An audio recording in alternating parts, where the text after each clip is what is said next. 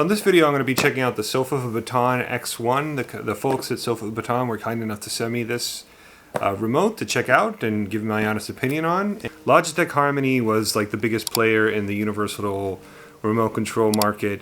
For any enthusiast that wants to have a universal remote control solution that doesn't involve, getting a Control4, system in your home, which can cost a lot of money. A base Control4 system, we're talking maybe $5,000. This remote by itself is over $500, just the remote. We're not talking about the system you need to install it. So that kind of leaves people that actually want to get a universal remote control system with sort of a predicament. What do? Either you go on eBay and buy a used Logitech Harmony, or you buy a Sofabaton. So in this video, I'm going to be setting it up in my office. It's a little closer to what most people are going to have. I have a receiver in there. It's an 11-channel receiver, but it's a Sony receiver. I have a bunch of video game systems, and I have an Apple TV. Basically, that's my office. So I think it's closer to what most people are going to have. The theater is already wired up to the Control4 system, so it'd be a pain in the butt to set it up here. Again, I want to thanks to the folks at Sofabaton for sending this over. I was actually kind of looking forward to checking this out on my own. But anyway, let's go ahead and unbox this and see what's in the box. What's in the box? Who's in the box? What's in the box?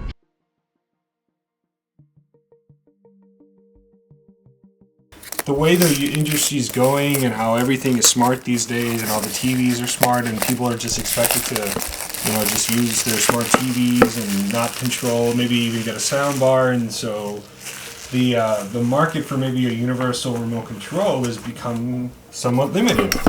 So I can understand that Logitech wanted to exit the industry, the universal remote control industry, but thankfully Sofabaton came in and made a new product,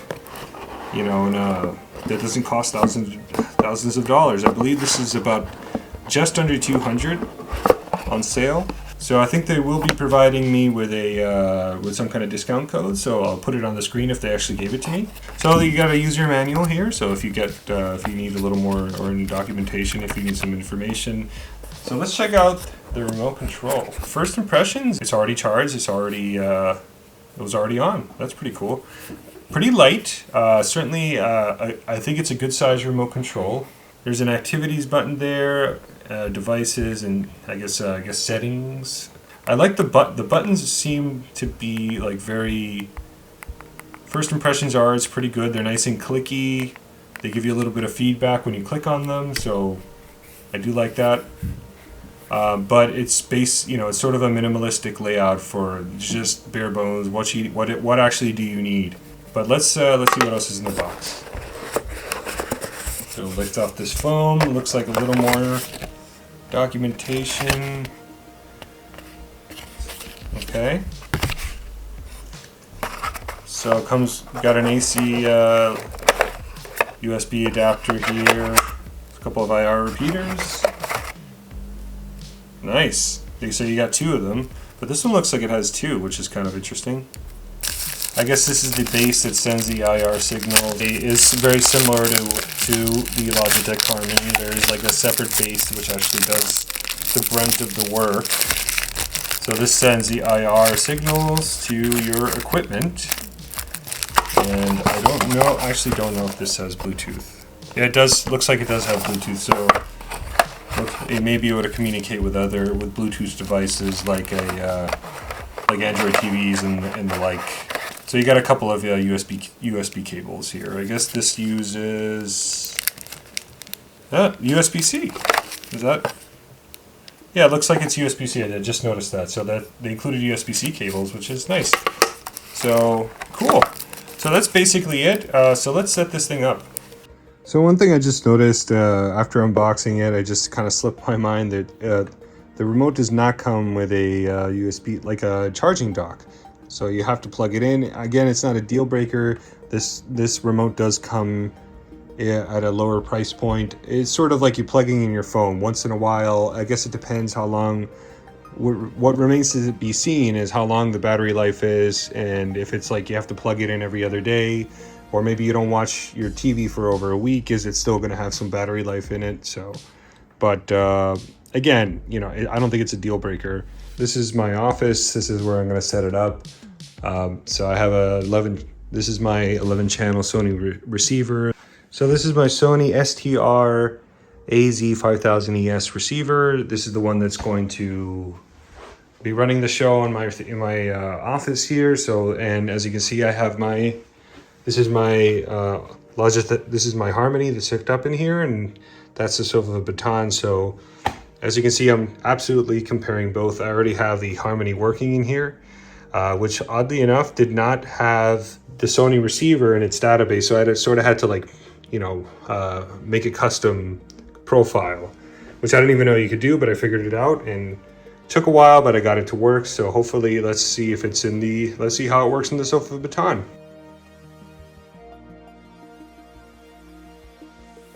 Let's try to set this thing up. We'll find the Sofabaton app, turn it on there. I'm gonna hit, I guess I'll allow it for notifications, and I'm going to enter my email and password. It's gonna ask you to select a, what remote you have. You either have the U series or the X series. I have the X series, so I'm gonna hit the X series. I'm gonna hit confirm, and I'm gonna set up new hub, which is what I'm doing. So I already connected the hub to the power outlet, as I showed you earlier. I'm gonna hit next. So I'm gonna go ahead, now it's telling you to press and hold the button on the hub for 3 seconds to allow Bluetooth connection until it starts blinking. Okay, so I'm here. Let's find the button. This looks like, is that the button here? Yep, that's the button. Holding it for 3 seconds. Okay, so we got a blue blinking light. So I already did the blue blinking light thing. So yes, so I'm clicking on the little check mark for blue indicator is blinking. So would like to access Bluetooth, you're gonna have to hit OK, or else it won't be able to do it. And it's now looking for the hub. So it found the Sofabaton X1, so you're gonna hit next, or select it. And I would like it, you're gonna have to allow it to access networks on your system, so hit allow. And then I'm gonna connect to my Wi-Fi. Okay, so connected to the Wi-Fi, hit continue.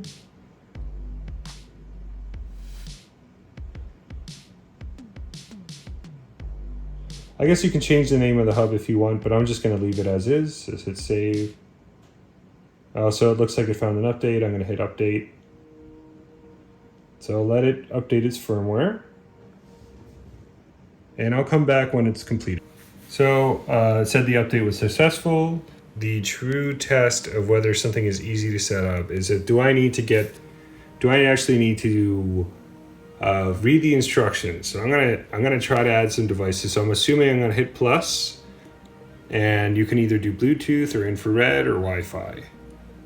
And so if you're doing infrared, I guess it supports a lot more stuff. For Bluetooth, it does support a few things, and then Wi-Fi. So I think I'm gonna do, so I selected Bluetooth, and here it gives you a bunch of options, like you can do an Android TV box, Android TV, Apple. So I can do Apple, you can do Apple TV maybe. Let's see if it can support the Bluetooth. So Apple TV, let's complete.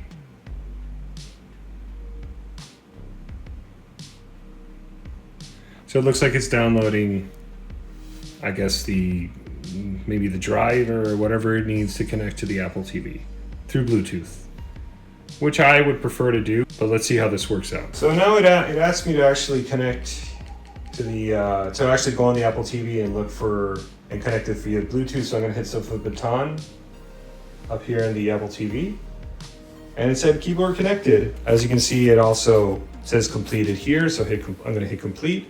And it looks like it completed the Apple TV setup there. So let's see if it works on the remote. This is not a touchscreen, so you use the click wheel here, and then you can select devices, and you can see Apple TV there. And if you want to go back, there's no like back button through the click wheel. You actually have to hit the back button on the top. I wish the back button were down here, but then again, you might get confused with the back button, which is actually used for the Apple TV itself to scroll around. So if you hit Apple TV, you can actually use the back button on the Apple TV and it's working. So you can't, here, I'm gonna try to show you real quick. So you can see it is working. I am actually using the Sofabaton. So it actually did pair with the Sofabaton though, so that was relatively easy. So I'm gonna try to add my TV here. I'm gonna go through infrared. I'm gonna do searching and I'm gonna look for Vizio. I'm gonna have to type it in because Vizio is not at the top of the list. Vizio. And then I'm gonna do M70Q7 and it's the Q7J03. So I'm going to use all of these buttons here. So I'm gonna hit next. And then that has the little icon there is complete. So now it's just downloading, I guess, the information that it needs to the hub. So I'll come back when it's completed. So now I'm going to create an activity. I added my Apple TV, my Vizio TV, and my Sony receiver to here. So now I'm going to go down here and click on activities and create an activity. And here it says select the devices you want to use for your activity, and I'm going to click next. And you're not going to set inputs for Apple TV or Vizio. It's always set to HDMI 1, so there's no need for that. But for the Sony, I'm going to switch to Media Box and click Next. All devices are powered on. My Apple TV is on, my TV is on, and my receiver is on. So I'm going to click All Devices are on. These are the buttons I'm going to use to control the volume. So I'm going to use the so for the Sony, and I check mark the Sony, and these are the buttons. So click Next. The Apple TV, these are the buttons that are going to be used for the Apple TV. So click Next. And then I'm going to write the name. I'm going to call this Watch Apple TV. Complete. And there you go. That's I created the activity. So now let me go get the remote. And as you can see, the remote is syncing. So let's wait until the remote finishes syncing. I got my Sofabaton remote and I'm gonna scroll up to activities here with the scroll wheel. I'm gonna hit activities. There's my Watch Apple TV activity. So I'm gonna click on it, and as you can see, the TV went on and the receiver went on. And I should be able to see something, and it switched over to a media box there. And now let's see if I hit the back button, it's connected, and I am controlling the Apple TV at the same time, so it works.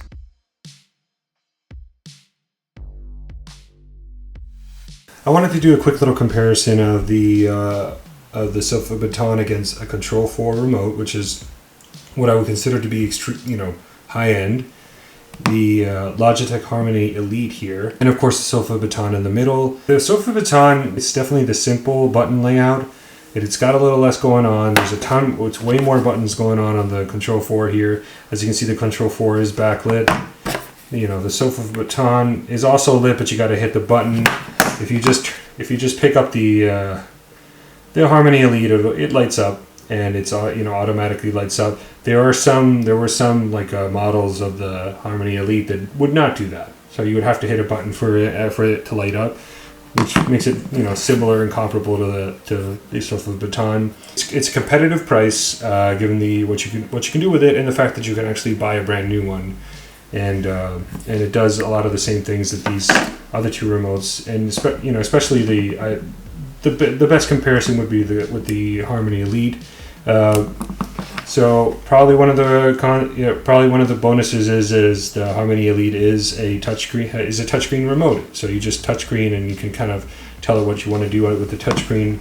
With the Sofabaton, you got to go in here, hit a button, and actually scroll down like that, and actually select your devices, or select your devices like I have the Apple TV, my Vizio, and my Sony receiver, and an Xbox here.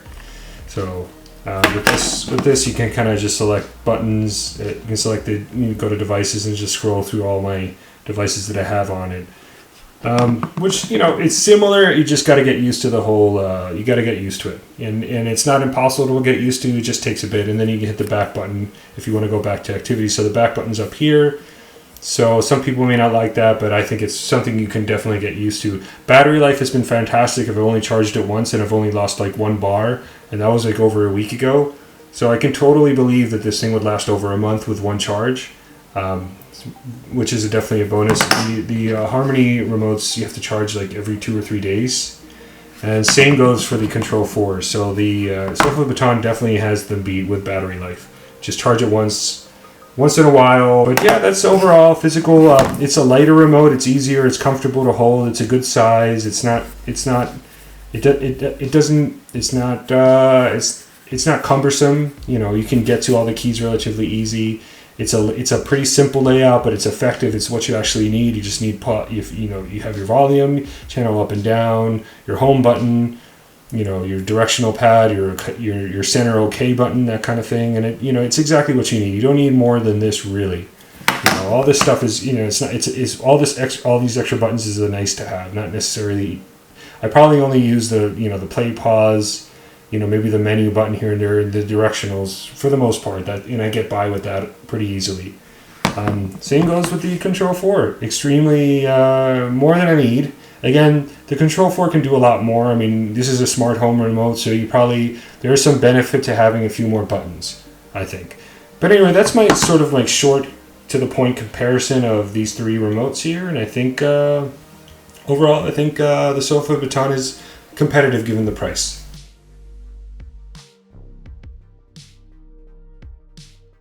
So my overall thoughts on the Sofabaton remote is, I would say, overall positive.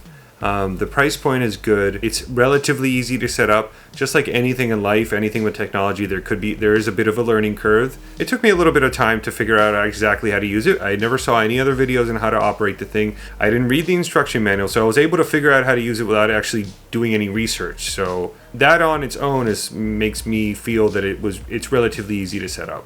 I come from a place, I remember back in the day when you had to set up like a universal remote using codes that you input into the remote itself. This is way easier than that. You're using your phone, you're using an app to set up your devices. All you have to do is make sure that your devices can actually receive the IR signal or be connected via Bluetooth. If you hit Bluetooth, it gives you a list of things that it can add. It can't add everything because not everything talks through Bluetooth. But I was able to add my Apple TV through Bluetooth and it works flawlessly. I added my Vizio TV in my office via IR and my Sony receiver. They both showed up on their list of their database, so I was able to add them.